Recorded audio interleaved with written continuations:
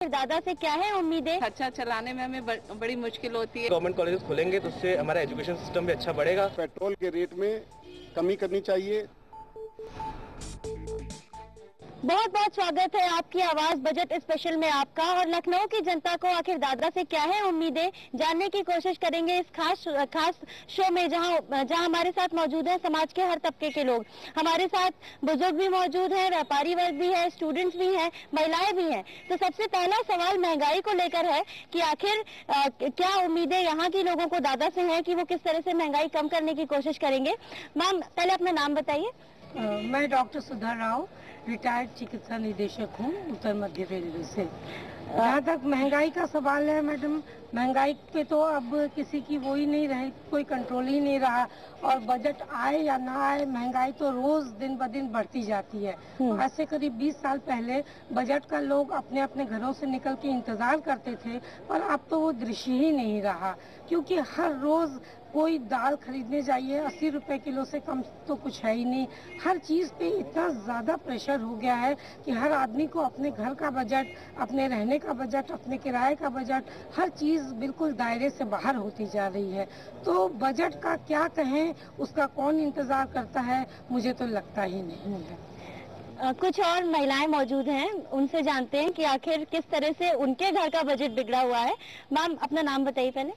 मैं शबनम पांडे हूँ, मैं एक पॉलिटिशियन हूँ और मैं देख रही हूँ कि महंगाई बढ़ने से हम लोग सब सोच रहे थे इस बार बजट आएगा तो कुछ हम जो महिलाएं हैं उनको कुछ राहत मिलेगी। हमारी एक एक ज़रूरत की चीज़ें हैं, जैसे कि पेट्रोल सबसे बड़ी चीज़ है आज के टाइम में। मिडिल क्लास हो या लोअर क्लास हो, हाई क्लास हो, एक ये गाड़ियाँ जो है लग्जरी नहीं रह गई, ये हमारी एक नीड हो गई है।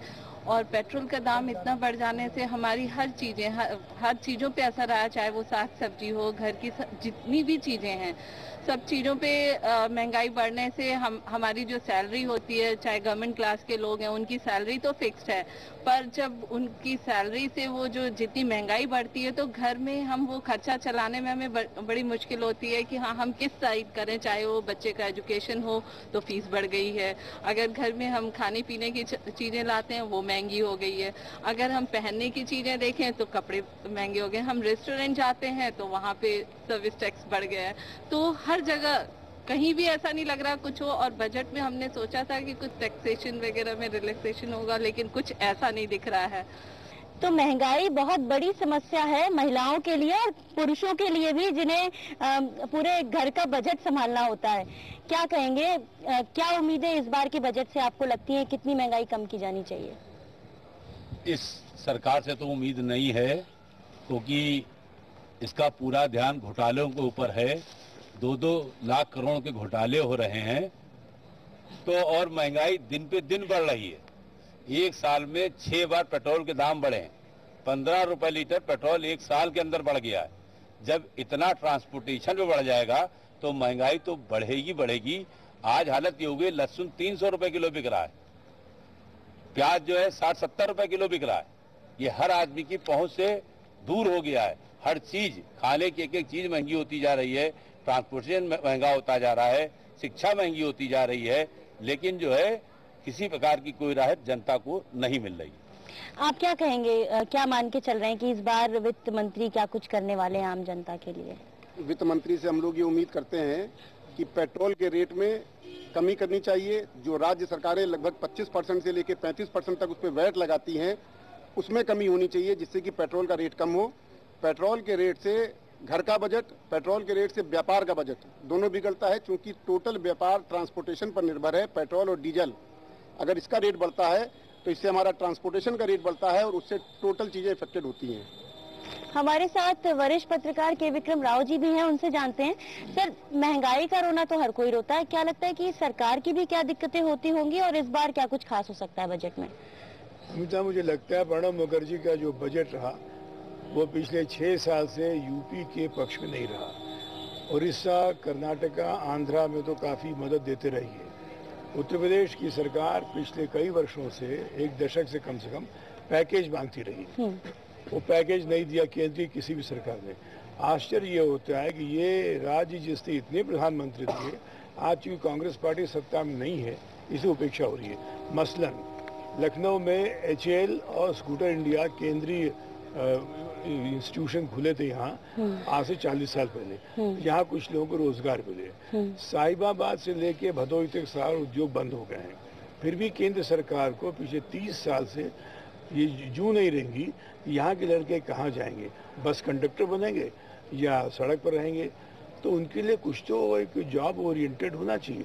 मुझे उम्मीद है कम से कम इस बजट में अगर UPA चेयरमैन कोशिश करती हैं और यहाँ के जो युवा नेता हैं अमेठी के वो कोशिश करते हैं तो शायद एक यूथ ओरिएंटेड युवाओं के रोजगार को के मद्देनजर योजनाएं बनेंगी। तो और फिर चुनाव का भी है, इस बजट से तय हो जाएगा कांग्रेस से वोट मिलना नहीं मिलना है।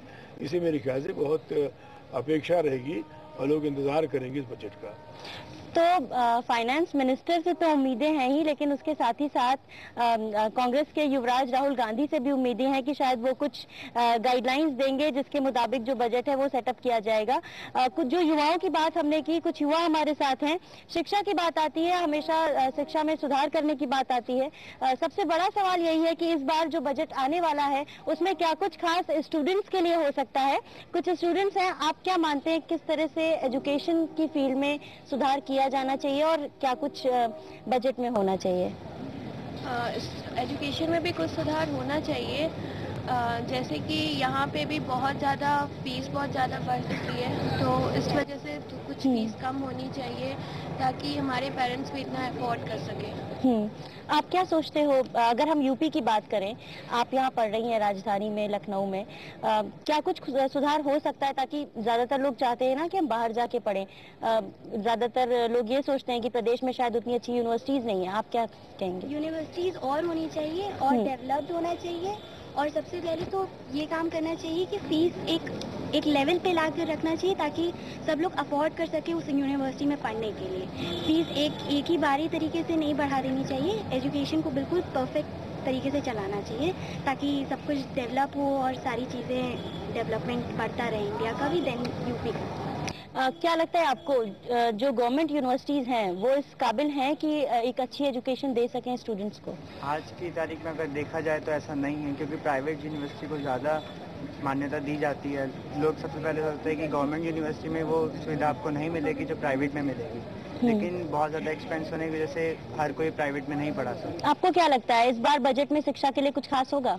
हाँ, उम्मीद करते हैं कि इस बार बजट में शिक्षा के लिए कुछ ना कुछ तो कर सकती है सरकार, क्योंकि जैसे गवर्नमेंट कॉलेजेस एक तो बहुत कम हो रहे प्रदेश में और प्राइवेट कॉलेजेस खुलते जा रहे हैं, और प्राइवेट कॉलेजेस तो फीस अपनी मनमानी लेते रहते हैं। तो अगर गवर्नमेंट कॉलेजेस ज़्यादा खोले और केंद्र सरकार या वित्त मंत्री हमारे वो इस बारे में कुछ करे, तो हम जितने गवर्नमेंट कॉलेजेस खुलेंगे तो उससे हमारा एजुकेशन सिस्टम भी अच्छा बढ़ेगा और इसमें ज़्यादा फायदा हो सकता है। तो लखनऊ के छात्र ये मानकर चल रहे हैं कि ऐसी यूनिवर्सिटी सेटअप होनी चाहिए, चाहे वो केंद्रीय विश्वविद्यालय की बात हो या नए कॉलेजेस की बात हो, जिससे ये नई चीजें सीख सकें यहीं पर रहते हुए, अपने प्रदेश में रहते हुए। मैम, आपको क्या लगता है जिस तरह से अभी शिक्षा में सुधार की बात आती है, प्रदेश के लिए क्या कुछ किया गया है? जहाँ तक केंद्रीय उसका सवाल है, मेरे ख्याल से तो कोई नया विश्वविद्यालय खुला नहीं है। सारे प्राइवेट इंस्टीट्यूट्स खुले हैं और वो इतने महंगे हैं कि साधारण या मध्यम वर्गीय परिवार तो शिक्षा ले ही नहीं पाता है। और प्राथमिक शिक्षा भी मैं अपने आस पड़ोस में देखती हूँ, जो काम करने वाले बच्चे, आप कहते हैं कि केंद्र ने एक ऐसा प्रस्ताव किया है कि सबको निःशुल्क शिक्षा दी जाए। मुझे तो ये सब पूरी बकवास और झूठ लगता है। जितने छोटे छोटे बच्चे जो केजी नर्सरी में पढ़ते हैं, जो बैग और स्कूल की फीस देते हैं, वो इतनी ज़्यादा है कि एक सब्जी वाला, ठेले वाला, घर में काम करने वाली औरतें अपने बच्चों को स्कूल भेजती ही नहीं है। जब मैं कई बार पूछती हूँ तो उनका जवाब यही होता है कि मैडम इतनी फीस है, इतना पैसा मांगते हैं, हम कहाँ से दें। तो आप बताइए, शिक्षा जब बेसिक शिक्षा नहीं होगी तो उच्च तकनीकी शिक्षा बच्चे क्या ले पाएंगे? तो इसलिए केंद्र पहले ये प्रावधान करे कि प्राथमिक शिक्षा और उसके बाद प्राइमरी के बाद सेकेंडरी और बाकी तकनीकी जो शिक्षाएं हैं, मेडिकल कॉलेजेस हैं, इंजीनियरिंग कॉलेजेस हैं, कंप्यूटर की उच्च शिक्षा है और बाकी जितने टेक्निकल सब्जेक्ट्स हैं, बायोटेक्नोलॉजी वगैरह, केंद्र के हिसाब से खोले जाएं ताकि कम से कम फीस में हमारे बच्चे, लड़के लड़कियां सब विदेशों के समान शिक्षा पा सकें। तो लखनऊ के लोग ये मानकर चल रहे हैं कि शिक्षा में सुधार होना चाहिए और इसके साथ ही साथ कुछ ऐसे कदम उठाए जाने चाहिए ताकि जो शिक्षा का जो स्तर है वो तो बढ़े ही, साथ ही साथ जो पैसे ज्यादा खर्च हो रहे हैं पढ़ाई में उसमें कुछ कमी लाई जा सके। अभी एक छोटा सा ब्रेक लेते हैं। ब्रेक के बाद जब हम वापस आएंगे तो जानेंगे कि आखिर टैक्स स्लैब में की दर क्या होनी चाहिए और उसके अलावा व्यापारी वर्ग को, लखनऊ के व्यापारी वर्ग को क्या उम्मीदें हैं इस बार प्रणव दा से। लखनऊ की जनता को आखिर दादा से क्या है उम्मीदें? अच्छा चलाने में हमें बड़ी मुश्किल होती है। गवर्नमेंट कॉलेजेस खुलेंगे तो उससे हमारा एजुकेशन सिस्टम भी अच्छा बढ़ेगा। पेट्रोल के रेट में कमी करनी चाहिए।